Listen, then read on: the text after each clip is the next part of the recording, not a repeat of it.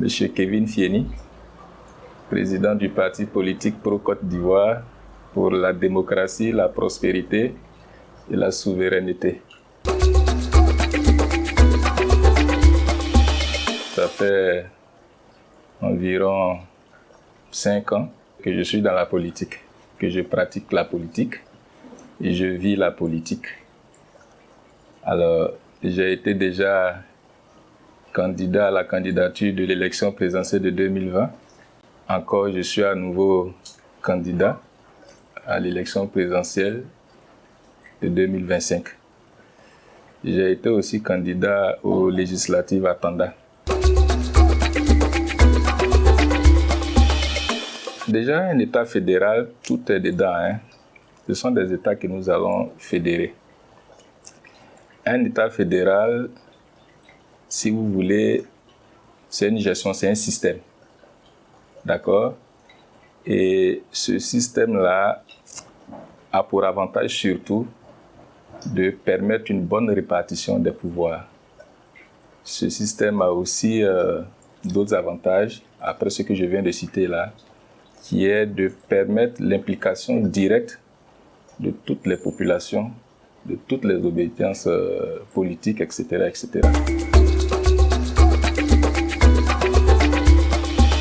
Nous sommes dans une logique à pro-Côte d'Ivoire de permettre à l'Afrique, à la Côte d'Ivoire, un nouveau système politique qui pourrait fédérer toutes les forces vives des différentes nations. Pourquoi une république fédérale?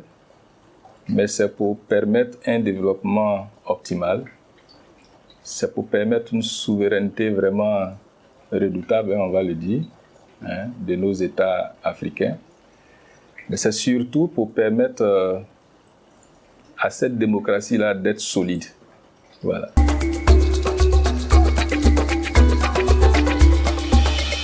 Les Ivoiriens ont déjà accepté sans le savoir. Pourquoi? Parce que, si vous avez remarqué, bien souvent à des endroits, vous entendez les gens dire pays ouais, pays à bron, pays à tier.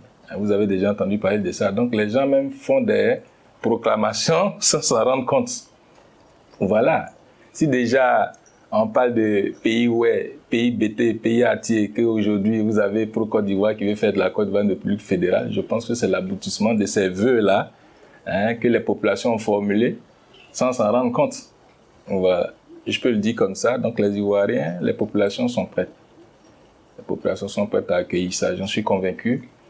Pour aussi une simple raison qui est que, vous voyez, nos cultures sont telles que leur protection aussi, leur protection optimale dépendra de ce système de gestion-là. Je vais dire quoi par là? Quand vous prenez la culture de l'Ouest, ce n'est pas forcément la même culture dans le Nord-Est. Quand vous prenez la culture du Centre, c'est pas ce que vous pouvez retrouver à gauche ou à droite. Donc l'idée de faire de la Côte d'Ivoire une république fédérale viendra solidifier, renforcer ces cultures-là dans leur zone. Comme je l'ai dit, un peu devant, on va détailler. Mais c'est un peu ça l'avantage. Donc moi, les Ivoiriens, les populations sont prêtes à accepter ça. Ben, tout est dans l'État fédéral. Dans cette République fédérale, je préfère, dans cette République fédérale, on propose un nouveau système éducatif. Je vais parler de l'éducation et de la formation. Voilà. On propose aussi également une nouvelle économie à travers un nouveau système.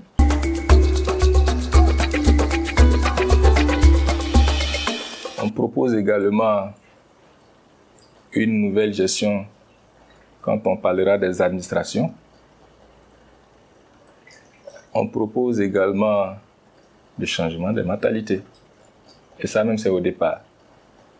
Vous voyez, il y a beaucoup à proposer. Voilà. Il n'y a pas que la République fédérale, mais pour que vous compreniez, ça sera la fondation. Voilà. Et sur cette fondation, on va bâtir ces autres chapitres-là. Éducation, etc., etc. avis sur la situation sociopolitique, c'est quand même partagé. Hein. La situation sociopolitique en Côte d'Ivoire laisse planer beaucoup de doutes, d'incertitudes surtout. Je pense qu'il y a encore du travail à faire.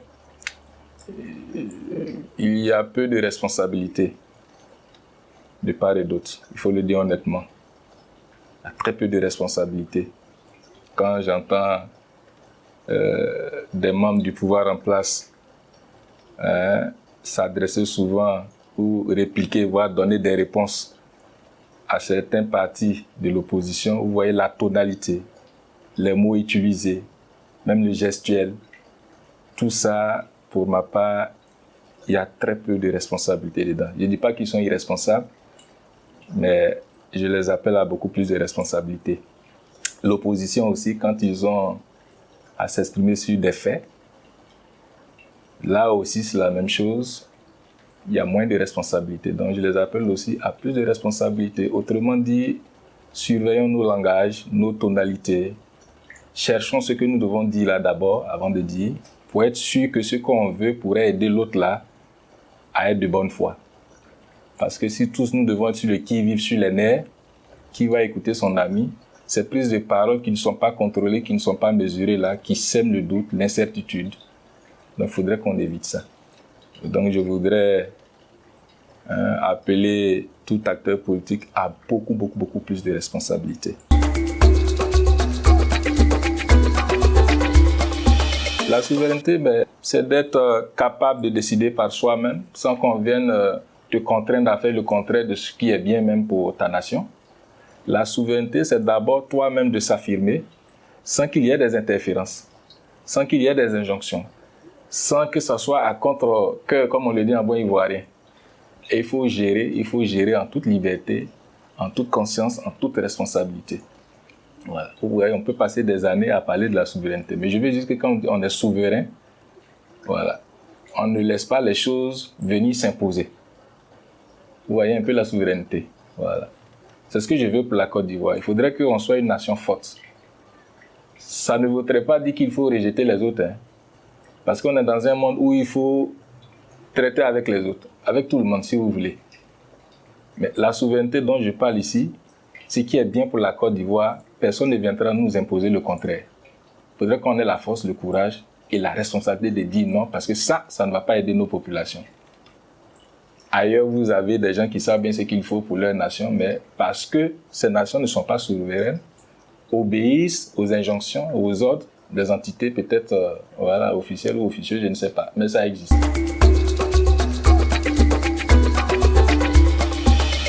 Je crois qu'il y a quelques mois de cela, j'ai lu quelque part que selon le pouvoir à place, il y aurait, je peux me tromper, hein, ça c'est pas une certitude, mais je crois qu'il y aurait moins de 10% du chômage en Côte d'Ivoire. Les gens ont crié au scandale. Jusqu'à aujourd'hui, ils continuent de crier au scandale. Mais moi, je vais venir amplifier ça aujourd'hui. Hein? Certes, je ne suis pas du pouvoir, je ne suis pas avec le pouvoir d'ailleurs. Je suis libre de mes choix, de mes mouvements, de ma pensée. Mais je suis d'accord avec ça. Oui, ça vous étonne. Parce que c'est quoi un chômeur? C'est quoi un chômeur? Un chômeur, c'est celui qui n'a pas d'activité, de travail, hein, où à la fin du mois, on te paye. Pas forcément à la fin du mois. C'est-à-dire que tu ne fais rien. Tu n'as pas d'entrée, tu n'as pas de revenus.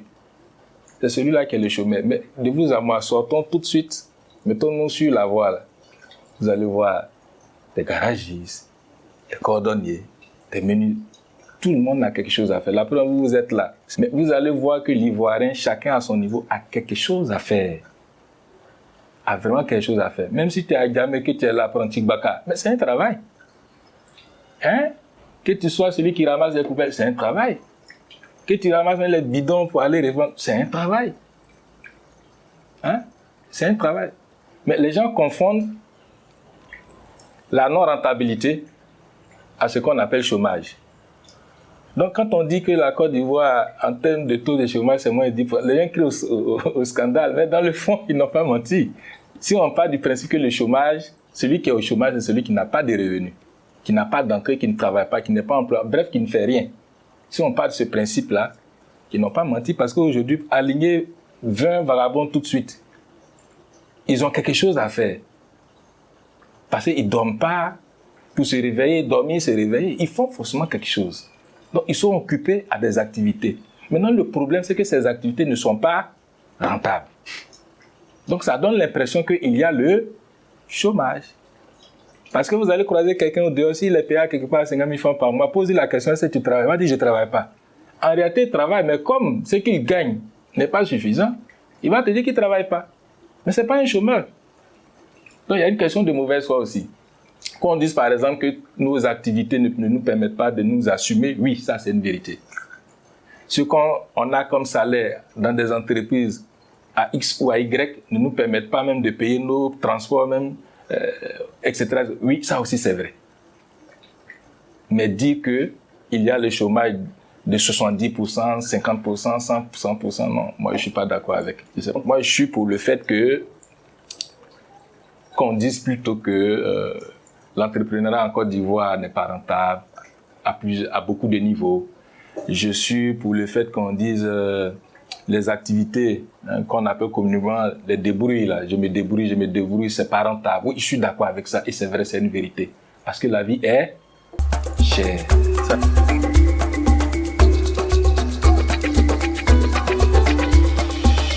Bon, les Ivoiriens n'ont jamais été en palabre. Voilà. Les Ivoiriens n'ont jamais été en palabre. Jamais du tout. Jamais. Donc retenez déjà ça. Alors, s'il n'y a pas eu palabre, bon, je ne pourrais pas non plus me prononcer sur une quelconque réconciliation. Par contre, si on doit vraiment parler de réconciliation, ce sont les acteurs politiques. C'est eux. Voilà. C'est les leaders, là.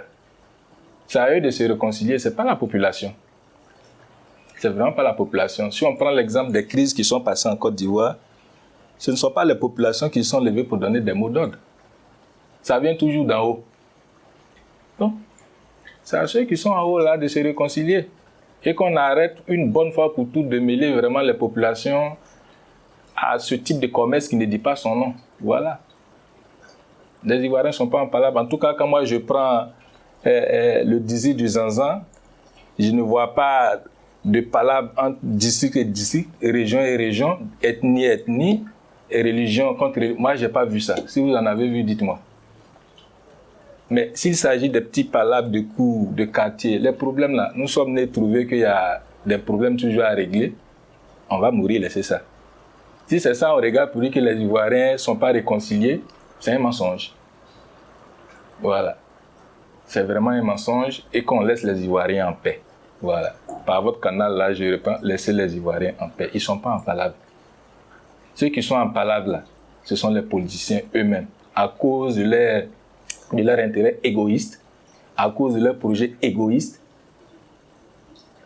Sinon, les Ivoiriens ne sont pas en palabre. Voilà. Si eux, entre eux, ils arrivent à se réconcilier, si entre eux, ils arrivent à se faire confiance, si entre eux, ils arrivent à s'entendre, mais l'Ivoirien, il est en paix. Voilà. Donc, vraiment, c'est une bonne question. J'ai aimé ça. Voilà. Les Ivoiriens ne sont pas en palabre. Il n'y a pas de réconciliation à faire. Non, pas du tout. La seule réconciliation, c'est entre les acteurs politiques eux-mêmes.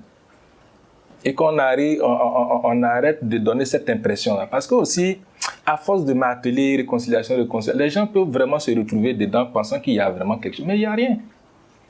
Voilà. La crise est venue, elle est derrière nous.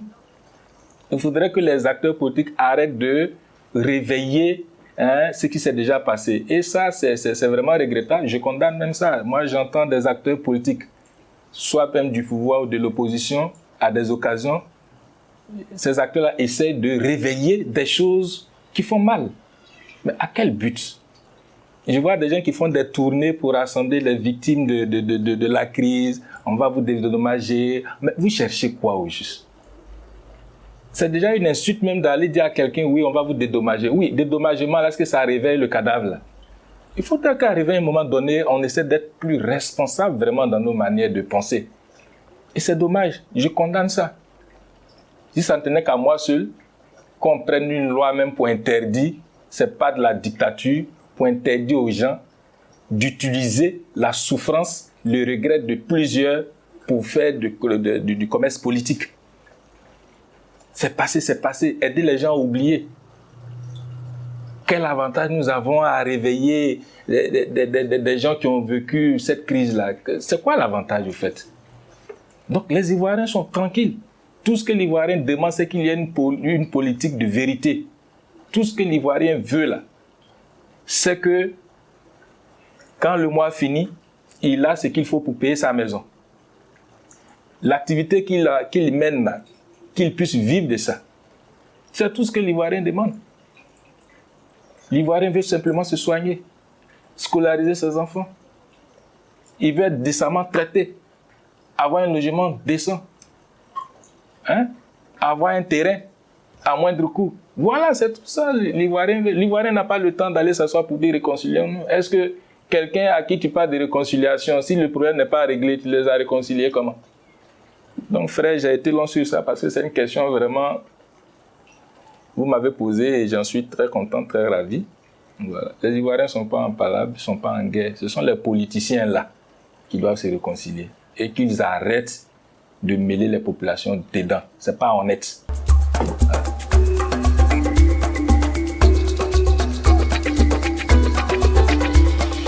Déjà, votre question, vous l'avez simplement posée, mais la réponse ne peut pas forcément être simple. Vous voyez, tout le temps, quand on parle d'élection, il y a mort dedans. Qu'est-ce qu'il faut faire? Mais il faut commencer par le commencement. Moi, j'invite le pouvoir en place à déclarer leur carte. Ça, déjà, ça va aider. Parce que qu'est-ce qui entretient tout ça? Ce sont les tensions. Vous avez parlé de... vous avez demandé mon avis sur l'actualité sociopolitique. C'est aussi ça. Moi, en tout cas, depuis le mois de septembre, j'ai été le premier même candidat, le premier acteur politique. Le 13 septembre, le 31 septembre 2023, Ayam Sokoro a annoncé ma candidature et mon parti a validé ça au Sofitel. On sait que moi, je suis candidat à la candidature. On sait que dans les partis de l'opposition, il y a d'autres déjà qui se sont déclarés candidats, pêle-mêle. Bon, très souvent en Afrique, les tensions naissent de cette forme d'ambiguïté, de flou, qui viennent toujours des pouvoirs en place. Bon, dans le cas de la Côte d'Ivoire, nous avons notre actuel président, son Excellence Alassane Ouattara. Ben, s'il souhaite être candidat, et qu'il annonce, et s'il ne veut pas être candidat, qu'au RHDP, dans leur parti, il y a quelqu'un d'autre qui pourrait l'être, parce qu'il y a assez de cadres, assez d'intellectuels, ça c'est sûr, mais qu'il annonce aussi.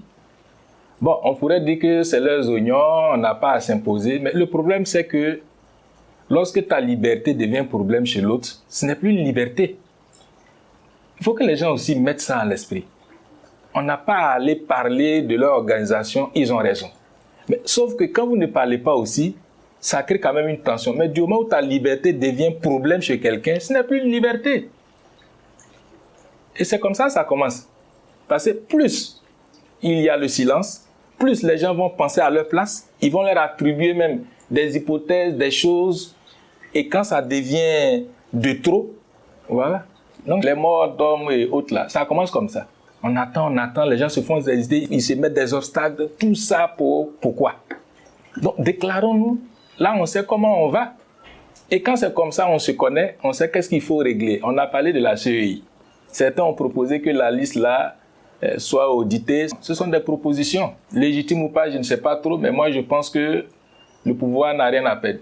N'a rien à perdre. Si l'opposition conteste la liste, faites l'audit des faits.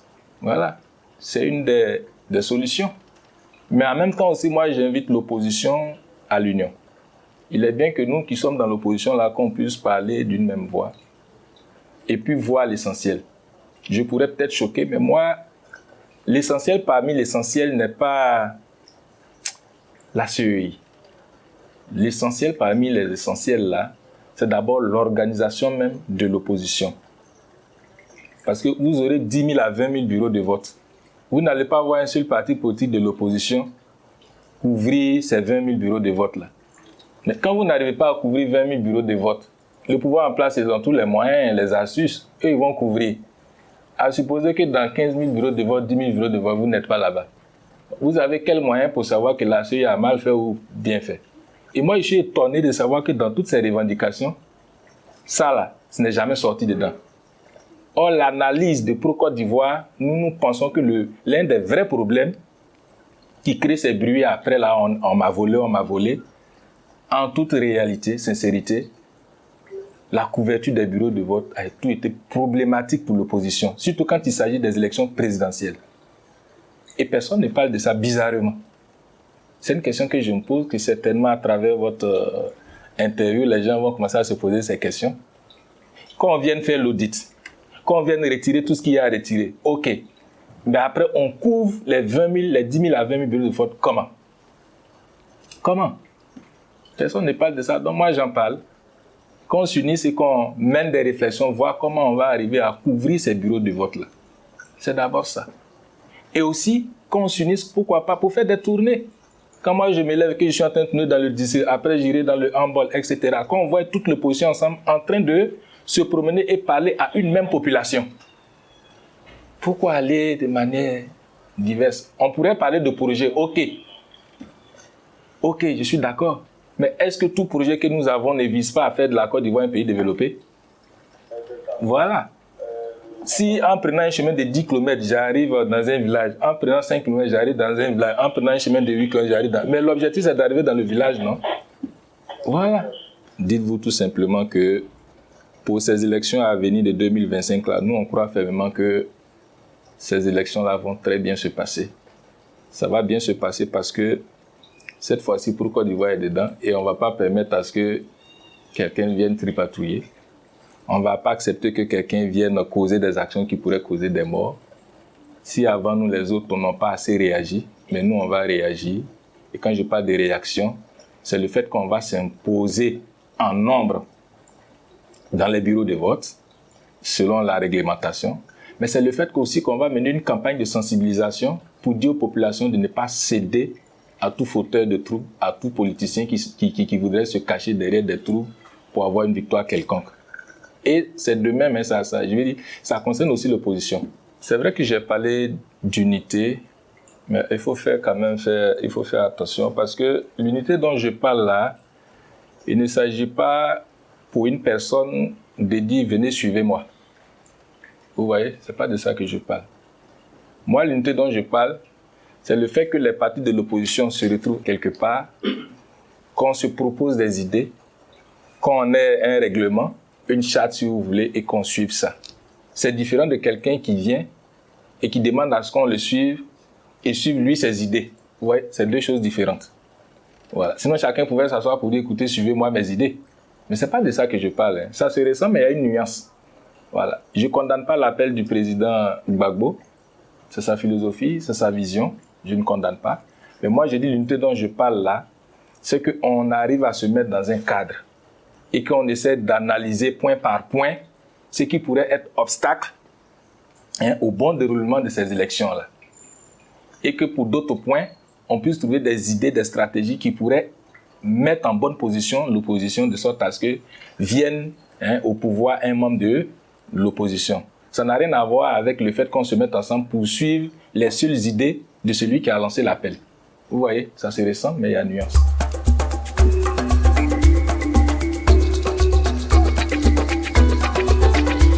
Bonne heureuse année 2025 à toute la Côte d'Ivoire. L'espoir est encore permis et que la victoire prochaine sera pour Côte d'Ivoire pour que ce pays devienne une république fédérale dans laquelle vous ne verrez pas un président ni les gouverneurs qui seront élus à la tête de leur district comme avec rang de chef d'État, avec un budget de souveraineté. Vous ne verrez pas dans cette république fédérale ministre qui est maire, qui est député. Vous ne verrez pas un gouvernement fédéral de plus de 11 membres. Bref, je vais juste dire qu'avec Pro-Côte d'Ivoire, à la tête de ce pays, c'est une Côte d'Ivoire démocratique, prospère et souveraine. On compte sur ces populations-là qui essaient de nous accorder leur confiance en regardant à nos projets et non à nos personnes.